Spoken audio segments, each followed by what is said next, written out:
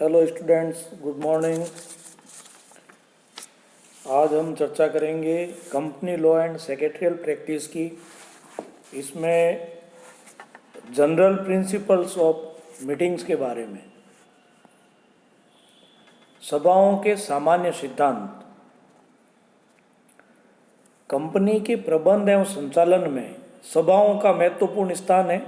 अतः समय समय पर कंपनी को विभिन्न सभाएं आयोजित करनी पड़ती है। ऐसी सभाओं की कार्रवाई के संचालन में अनेक सामान्य सिद्धांतों को ध्यान में रखना पड़ता है। आज हम सब उसी की चर्चा करेंगे। सबसे पहले मीनिंग ऑफ मीटिंग, सभा का आशय क्या है। सामान्य अर्थों में सभा से आशय दो या अधिक व्यक्तियों का किसी पूर्व निर्धारित समय एवं स्थान पर किसी निश्चित विषय पर विचार विमर्श करने हेतु एकत्र होने एवं विचार विमर्श कर निर्णय लेने से। इसमें हम ये भी कह सकते हैं कि सभा पूर्व सूचना के आधार पर एकत्रित कुछ व्यक्तियों का समूह है जो किसी वेद व्यावसायिक कार्य को करने के लिए संकल्प पारित कर निर्णय करता है। एक मामले के निर्णय में सभा की परिभाषा दी गई तथा लिखा गया कि विधि संगत उद्देश्यों के लिए व्यक्तियों का एकत्र होना ही सभा है। इसमें यह भी लिखा गया है कि विधि संगत कार्यों के लिए कम से कम दो व्यक्तियों का एकत्रित होना ही सभा है। इसमें डॉक्टर सेठना ने परिभाषा दी है कि सभा किसी विशिष्ट मामले या किसी अन्य मामले जो उस सभा के समक्ष प्रस्तुत किया जाए के संबंध में निर्णय लेने हेतु व्यक्तियों का किसी विशिष्ट स्थान एवं विशिष्ट समय पर मिलन है। इस प्रकार हम इस निष्कर्ष पर पहुंचते हैं कि जब दो या दो से अधिक व्यक्ति किसी पूर्व सूचना के आधार पर किसी निश्चित कार्य को करने के लिए एकत्रित होकर आपसी विचार विमर्श द्वारा किसी निर्णय पर पहुंचते हैं तो उसे सभा कहते हैं। वेद सभा के आवश्यक तत्व। कंपनी द्वारा आयोजित की जाने वाली सभाएं वेद होनी चाहिए, अन्यथा उन सभाओं में लिए जाने वाले निर्णयों तथा पारित किए जाने वाले संकल्पों का कोई वैधानिक प्रभाव नहीं होगा। वेद सभा के आयोजन के लिए कुछ बातों का ध्यान रखना होता है, जैसे सभा प्रॉपर ऑथोरिटी यानी उचित अधिकारी या अधिकृत व्यक्ति द्वारा बुलाई जानी चाहिए। सभा में उपस्थित होने का अधिकार रखने वाले सभी व्यक्तियों को उचित सूचना दी जानी चाहिए। सभा में कोरम पूरा होना चाहिए। सभा का अध्यक्ष उचित रूप से नियुक्त किया हुआ होना चाहिए। सभा की निश्चित कार्यसूची या एजेंडा होना चाहिए। स्थगित सभाएं भी उचित ढंग से आयोजित की जानी चाहिए। सभा में निर्णय हेतु उचित प्रकार का संकल्प, साधारण या विशेष जैसा भी आवश्यक हो पारित किया जाना चाहिए और सभा की कार्रवाई का कार्यवृत्त यानी मिनट्स लिखा जाना चाहिए। अब कंपनी की सभाएं, अब कंपनी की जो सभाएं हैं वो सदस्यों या अंशधारियों की सभाएं जो होती है उसमें वार्षिक साधारण सभा और असामान्य साधारण सभा और इनकी वर्ग सभाएं। दूसरी है संचालकों की सभाएं। इसमें संचालक मंडल की सभाएं और संचालकों की समितियों की सभाएं। इसके अलावा भी अन्य सभाएं हैं, जैसे ऋण पत्रधारियों की सभाएं, ऋणदाताओं जमाकर्ताओं की सभाएं, अंशदाताओं की सभाएं और इनकी वर्ग सभाएं। इसके अलावा सचिवीय मानक, जब ये सभाएं की जाती है तो इसमें सेक्रेटरियल स्टैंडर्ड्स का ध्यान रखना होता है।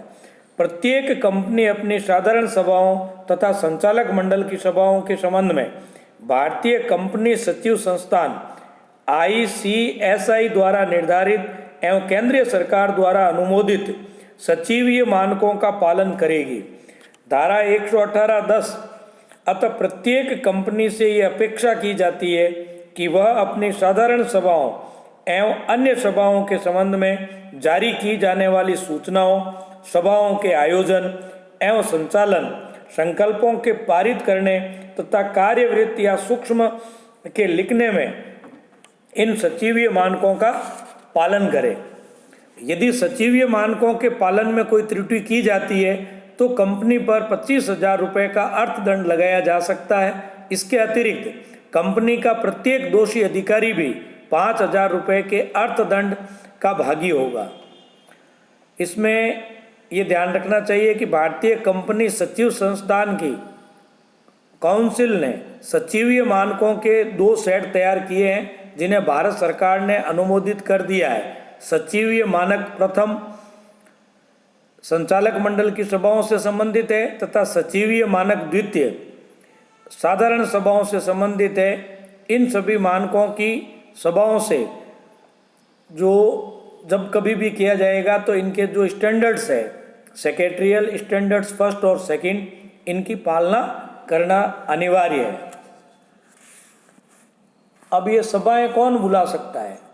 सभाएं बुलाने के अधिकारी, तो इसमें वेद सभा केवल उचित अधिकारी यानी प्रॉपर ऑथोरिटी या व्यक्ति द्वारा ही बुलाई जा सकती है।